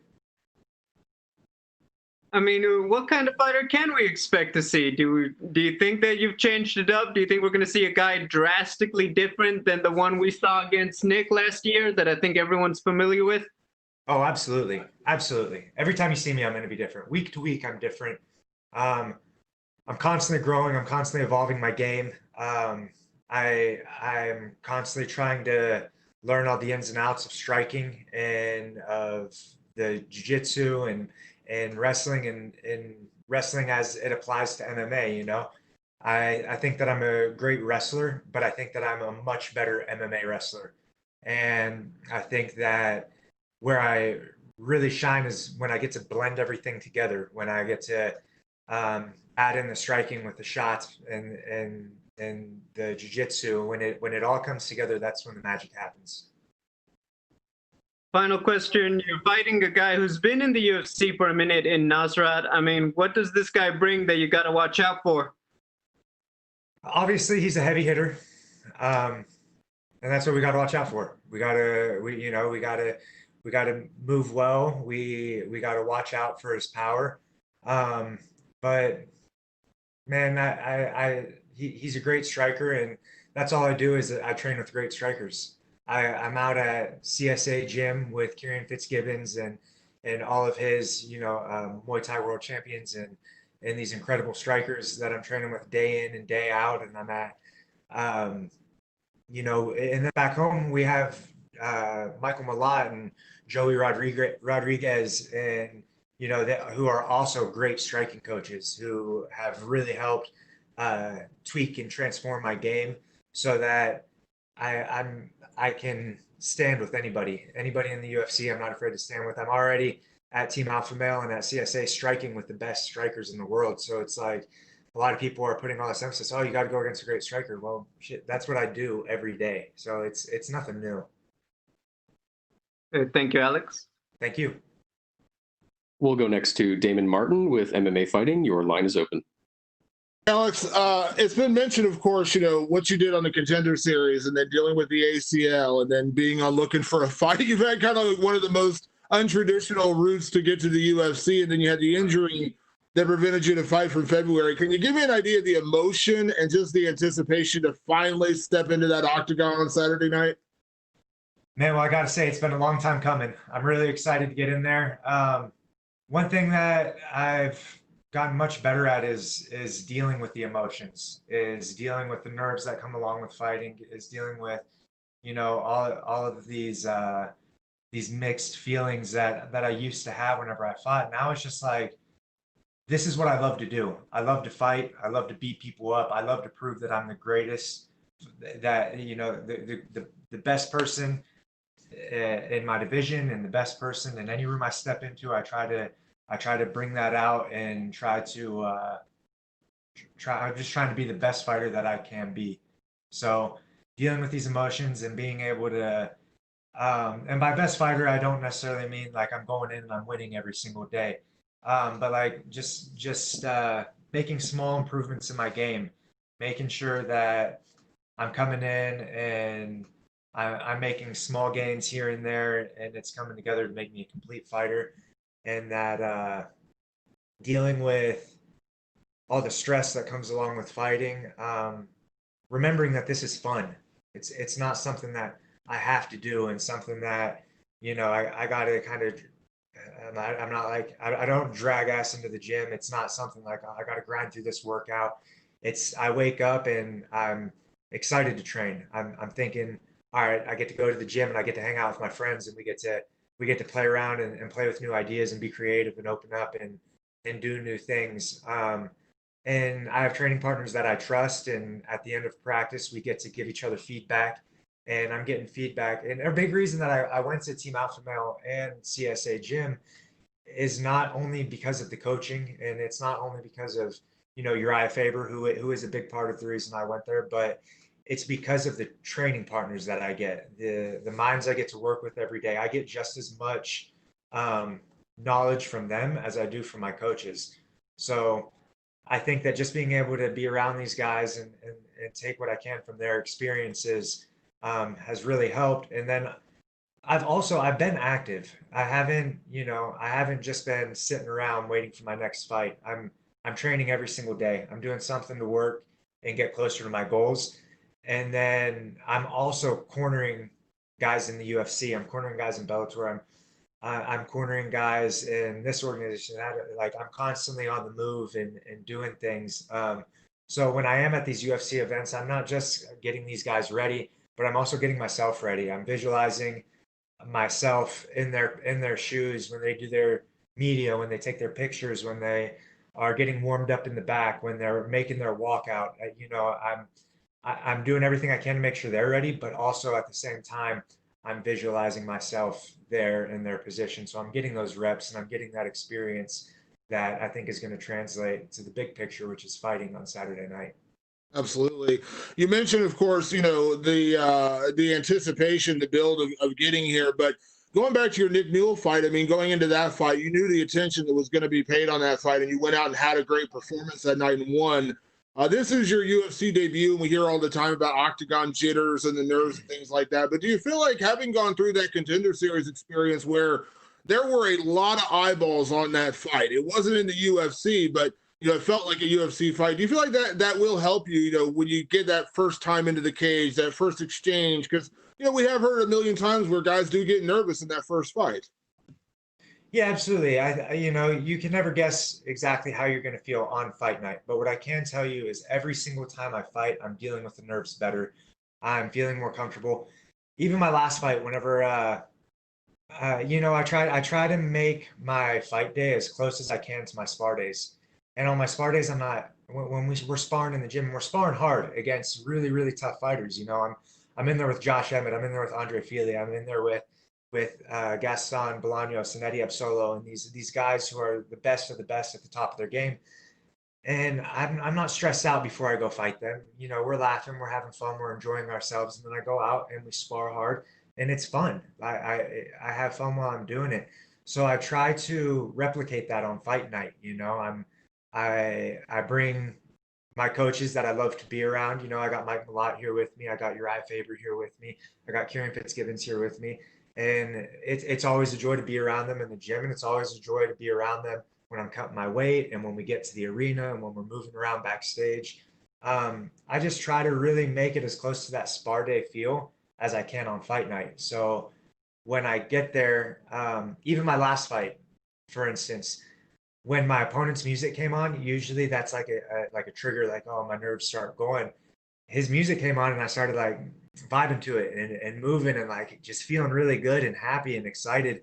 And it wasn't so much like this nervous tension that I would expect to feel. And I think that shows a lot of growth as far as, where I'm at mentally now versus where I was when I started this game. And my last question, you mentioned, of course, training out at Team Alpha Male, a phenomenal team out there in Sacramento, but Uriah Faber being one of your coaches. I've heard from a lot of guys, Andre Feely's a big one, of course, talked about what an influence Uriah has been on his career and as a coach and as a friend. So as you get ready to make your debut, he's going to be in your corner. What has been Uriah's influence on you, and what maybe has been his best advice, maybe leading into this fight or as you debut in the UFC, because this is the moment where you kind of start that next phase of your career. Yeah, so as far as Uriah goes, I didn't just come to Team Alpha Male because Uriah is a great fighter. Obviously, he is. He's a great mind to have in my corner as far as MMA experience. There's really nobody that you can trust more. He's had almost 50 fights in the UFC, or period. But what I really liked about Uriah is the fact that he isn't just a fighter. He's found a way to really grow and grow himself and his brand outside of MMA. He's great at marketing himself. He's great at making money and having multiple revenues of income. And just from a fighting standpoint, from a business standpoint, from life standpoint, how to deal with the people around you and the people you love and the people you care about. He's just a great source of knowledge for all of that stuff. So that's a big reason. That's honestly one of the very main reasons that I came to Team Alpha Male, was so I could pick his brain. And I wasn't expecting him to take such a big role in my life, but he's kind of one of those guys that the more you're around him, like his energy's contagious, and he's become one of my best friends. And now, I'm able to learn from him, not only as athlete, but kind of as a brother. And I feel like we're, family now. So it's great to have that in the mix with my team. Awesome. Thanks, Alex. Thank you. All right. Thank you very much, Alex. You're all good to go. Awesome. Thanks, guys.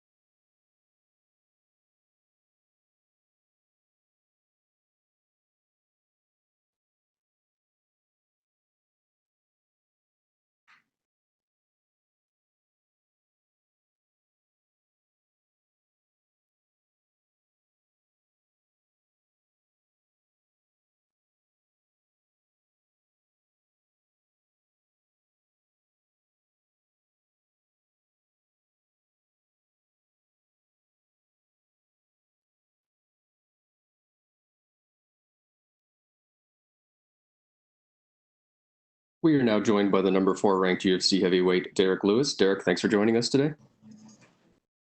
No. Our first question goes to Augusto Germaniez-Gay with Somos MMA. Your line is open. Hi, Derrick. How are you? Terrible. How you doing? Fine, thank you. Cool mask, by the way. I like it. Thank you. Derrick, your last fight was in February when this COVID-19 situation wasn't so big, at least inside the UFC. I mean, there weren't all these procedures and tests before the fight. So how are you living this atypical fight week? You say that one more time? Yeah, I was asking, how are you living this atypical fight week? Living?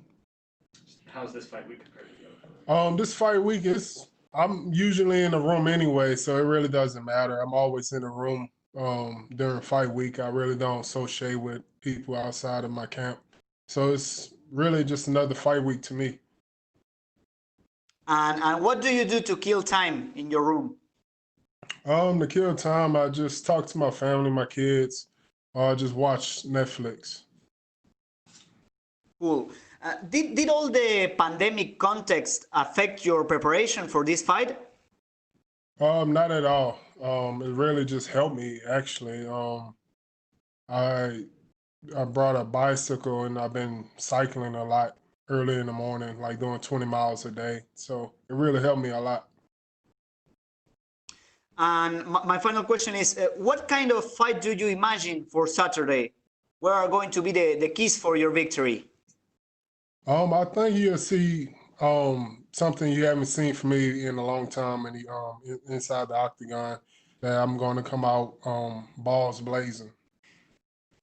Okay, thank you very much, Luis, and good luck on Saturday. Thank you. We'll go next to Gustavo Faldal with ESPN Brazil. Your line is open. Hi, Derrick. How's it going? Terrible. Why terrible? At least you care. The other guy didn't care. At least you asked him. No, I've just seen if you care about me. That's all. Okay. After your last fight, Derrick, you said that you had a health problem. It was a matter of like life and death. Can you share with us what was that and how are you feeling? Are you feeling healthy right now or not? I'm feeling a lot better now. I really can't talk about the health problem still, but I'm feeling a lot better now. I haven't had any issues with that problem. But can you keep fighting without any problems or? Yes, I could continue fighting. I went to the doctors numerous of times, different doctors, and they all told me that it's fine. It's a normal thing that happens with guys my size. That's all. But you're not at life risk anymore, or are you still? I'm not at life-threatening risk anymore, no. Okay, and what can we expect from you from this fight on Saturday? Something crazy, something different. You'll see something different from me that you haven't seen before. That's all. So, but what can you say? You're gonna go like to different strategy? You're gonna go for a knockout? You're gonna go to the ground game? I'm just going to be more active. It'll be more active for myself instead of just being patient and waiting the last 10 seconds of the fight. I'm going to be more active this fight. That's all. Okay. Thanks, Derrick. Thank you. We'll go next to Jim Varsalone with the Miami Herald. Your line is open. Yeah, thank you. I'm curious what your thoughts of this fight and in essence of the main event. ESPN Plus, yeah, there's no crowd. You got a really great opponent, very experienced himself. Just what are your thoughts? Can you relish in the moment, or that doesn't happen until afterwards? I don't care about the moment at all. I'm not in it to be famous. I'm not in it to please the crowd and stuff like that. I'm in it just to take care of my family. I don't care if there's fans there or not. I'm not doing it for the fans. I'm doing it for my family. And you talked about your preparation. Just how much did you go back and look at any of his fights, or did your coaches do that, or that's something you don't really too much worry about? I went back and looked at his recent fight, with Werdum. I went back and watched that fight, and he looked pretty good in that fight. And so hopefully that he'll fight me the same way. How do you feel where you are right now in your career, and what is this fight? Where does this fight take you to? This fight right here takes me to a new level. You know, I'm feeling completely different fight week than I have in the past, and I feel like I'm just getting better. And I'm really want to show the fans and show everyone that I have got better. And how has testing and all that been going, and just dealing with that process? Testing been good. You know, I haven't had any negative, positive tests, so everything been pretty good. And also, I read this, I hope it's right anyway. You were going to be boxing or did box, and you were under the tutelage of George Foreman. Is that accurate? And if so, what has George meant to you? Yeah, that was like years ago. Yeah, I was training to be a boxer first with George. But I felt like MMA was more for my type of style, and so I just went ahead and stuck with MMA. And George, he's a good guy. You know, he reminded me more of my grandfather whenever I met him. You know, that's about it. All right, and then last for me too, I'm just curious, with you being in the Houston area or fighting out of Houston, I know there's a famous pro wrestler, Booker T, that does a lot in the Houston area. And I'm just curious if you ever met him, and if even later on down the road, if pro wrestling is something that might be in your works. Yeah, if I'll do pro wrestling, if they pay me pretty good, I'll do it. But I'm not about to do it for no $5,000, $10,000 or nothing like that. But yeah, I met Booker T. He's a great guy. You know, I've been on his show a couple of times as well as podcast. Yeah, he's really good. Good guy. All right, listen, hey, all the best on the big fight, and thank you. Appreciate you. Thank you. We'll go next to Alistair Bishop. Your line is open. How many we got? Derek, how are you, sir? I'm all right. How you doing? I'm fantastic. Thank you. Thank you for caring as well. Yeah. My first question, you mentioned just now that you were going to come out balls blazing. Do you think that in your last two performances, you've been a bit trigger shy? Yes, I've been trigger shy. It's just that I'm coming in. I was a new creature in those fights. You know, different type of body coming into the octagon, feeling different, lighter, feeling faster, and just wanted to test it out. And now that I tested out full force and going all 3 rounds in my last 2 fights, and I feel like I'm more comfortable that I could really let loose in the first round and not gas out. So that's what I plan on doing Saturday. And do you think with a marquee sort of win or a big statement win, you can start to climb your way back up to that title contention? It doesn't really. It really don't even have to be a dominant performance. You know, just a win would keep me in line. You know, because Francis and the dude Blaze, they might get a title shot before me. You know, so and we'll just see how everything goes from there. You know, I'm not really focusing on the title. Just going back to the statement of balls blazing. I mean, we all know the famous post-fight speech. Have you since found a cure for your hot balls and how to deal with them? Not yet. I'll probably go to Russia after this and see how cold it is out there. I think it's winter time out there in Russia, isn't it? I think it's always winter in Russia. Okay, I'll see if my ball's still hot after this fight in Russia.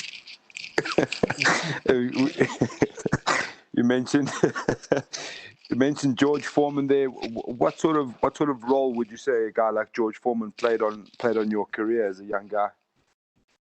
It was just a brief. I really didn't know George like that. It was just a brief, like in and out of the gym type of moment. You know, I talked to him a little bit, and that was it. And I was really dealing mostly with his manager.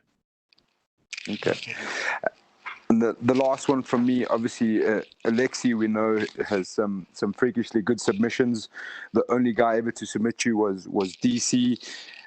Does that give you confidence in the fact that you have the ability to keep the fight where you want it? Not really. I've been in crazy type of training matches as well.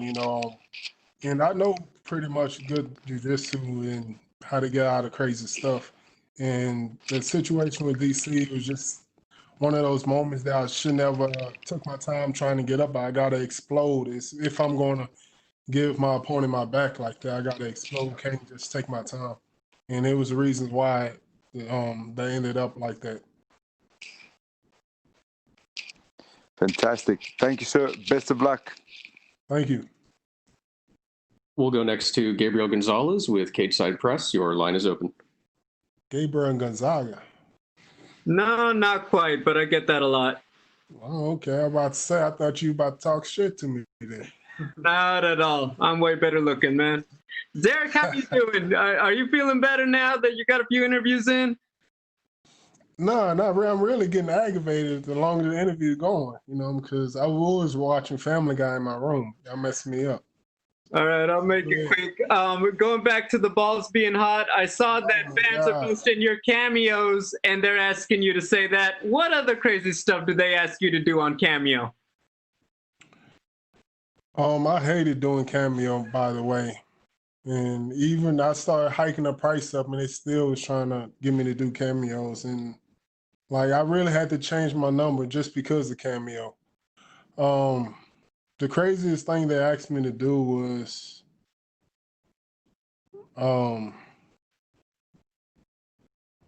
take my shorts off. Actually, it was an older man wanted me to take my shorts off. I think it was a fetish of his, so I went ahead and did it anyway. So that's probably the craziest. How much did he offer to pay you? He did $100. I didn't mind. It was fun that time. Everyone's talking about you looking fit, man. I gotta know, what do you order at Popeyes to keep getting slim as the Black Beast? I haven't ate at Popeyes in a while. My family eat it, but I really don't eat. But whenever I do, I get about 4-piece chicken strip, spicy, biscuit, fries, and red soda. Awesome. There's a lot of stuff going on at heavyweight. They're about to fight for the title. People talking about maybe John Jones coming up. As a guy who's right there in the mix, what are you looking forward to most seeing as a fan? As a fan of who? Or just as a fan of the sport in your division, what do you want to see happen? I'm not a fan of the sport. I'm not a fan of the division either. I'm just doing this as a job. So I really don't care who wins. I don't really care who's coming up to fight who and who want to fight me. I don't care. So I'll fight anyone.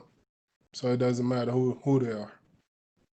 Roger that. My final question, you had a guy in your division, Curtis Blades, saying the UFC is protecting you from him. What is your response to that guy? I don't understand what he's talking about. This would be my 20th UFC fight in the octagon. I fought all the tough guys in the octagon. And he just coming up on the radar. And I don't even know how many fights that guy had anyways in the UFC for him to talk about they protecting me. I already fought just about everybody in the top 10. The only guy I didn't fight is, I believe, is Overeem and him. And I've been asked to fight Curtis and Overeem. Overeem turned me down like 3 times this past month before Oleynik, or whatever his name is, had popped up. And I asked for Blaze. If you don't believe me, ask Mick.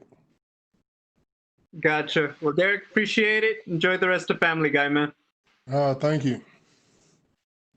We'll go next to Yaroslav Stepanov with Sport 24. Your line is open.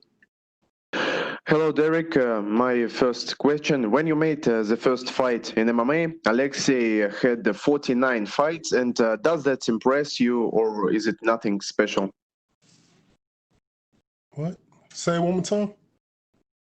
When you made the first fight in MMA, Alexey had 49 fights in MMA, and does that impress you, or is it nothing special? It's nothing special. That's good for him that he had 49 fights when I made my debut. That's great. He's been fighting, he's 43 now? 42? Yeah, 43. And he's still fighting, so That's pretty good. That's really motivation that if everything is not going good in my financial situation, that I could still be fighting in my 40 when I'm 43. And so I'm looking forward to it if everything don't goes right, you know. And in 1996, Alexey made the first fight in MMA. You were 11 years old at the time. And do you remember what you did at that age and at that time? Yeah, 11 years old. I was getting my ass whooped by my mama around that time. So I wasn't even thinking about no MMA. I was just thinking about some help. Like telling my mom I'm sorry for being bad at school. That was about it. And Abraham Kava is your manager. He was also the manager of Alexey, and Alexey said that he stopped working with him. Did this situation affect you in any way? Maybe you have discussed this, Kava, about this. Oh no, it didn't affect me at all. I didn't care. It doesn't matter who managed who. You know, it's the manager's not in there that's going to be fighting. So I don't really care. I just found out that they was managing him. So I don't know. I don't know what happened between them. And my final question, what happened to the food container you spat in? Alexia got it. Okay, thank you. Thank you. No problem, no problem. I got more if you want some too, if you ask them. We'll go next to Julian Kiewicz with Independent Media. Your line is open. Hi, Derek. Hi, brother. Hey, how you doing? All right, I won't keep you too long. I know you're in a hurry. I just want to know from you, has it been tough being away from your family in this pandemic, and has it affected your mental capacity in terms of just preparing, thinking of your kids more in the time? Say that last part again. I just want to know, has it been extra tough for you preparing for this fight in terms of being in the pandemic and obviously thinking of your kids also at home? Oh, not at all. I come in every fight just about the same mentality. Just kill or be killed. I'm go out there and just fight hard as I can. You know, I mean, now that I'm in way better shape, that I could really believe that I could finish him in the first round and go out there and like push the pace in the first round and get him out of there. And just tell me your ritual before leaving the hotel. Are you gonna give your kids maybe a video call or chat to them on the phone and just see what's up before you're heading to the fight? Yeah. No, say that one more time. I mean, in term before you head off from the hotel room to the octagon, or would you be calling your kids and just doing a video call, chatting with them? What is it like with your kids? Do you have a ritual speaking to them before the fight? Oh yeah, they do that every time. Every fight, I always video my kids. They always say, "Good luck, Daddy. Hope you win your fight," and stuff like that. They say the same thing over and over like robots. You know, so it always give me a little motivation. Because if I lose, they'd still talk crap about me. Even if I win, my kids will talk crap about me before the Russian trolls get in my DMs and start speaking their language, talking crap about me too. So you say the banter runs in the family? What's that? You say the banter runs in the family, eh? The banter runs in the family. Yeah, it runs in the family. They crazy. Thanks for your time, brother. God bless. Thank you. Thank you. Thank you very much, Derek. You're all set. Thanks.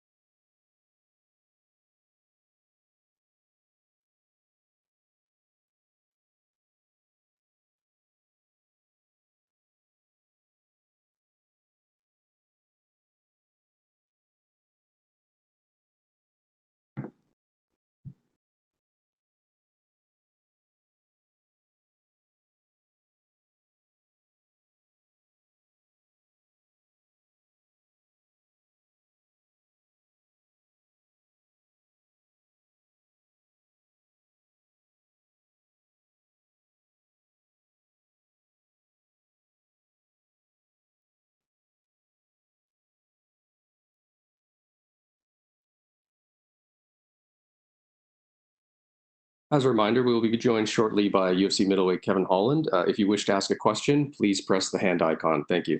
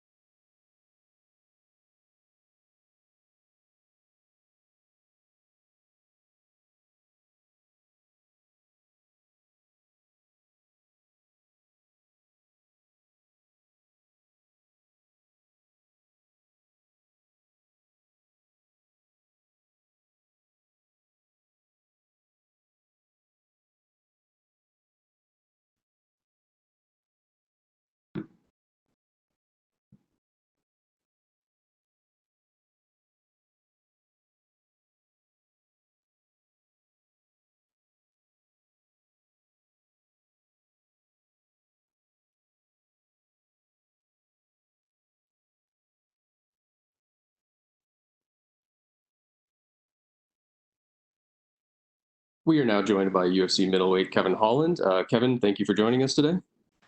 Oh, no, thank you. Our first question goes to Adrian Gallardo with Valve Brazil. Your line is open. Hello, Kevin.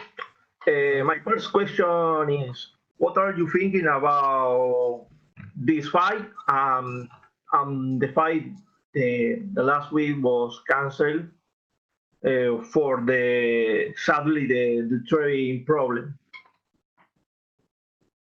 Yeah, so I feel really, really good about the fight this week. I mean, I was ready last week, so guess I'm double ready this week. And the fight not going through last week, yeah, I mean, things happen, man. You know, it is what it is.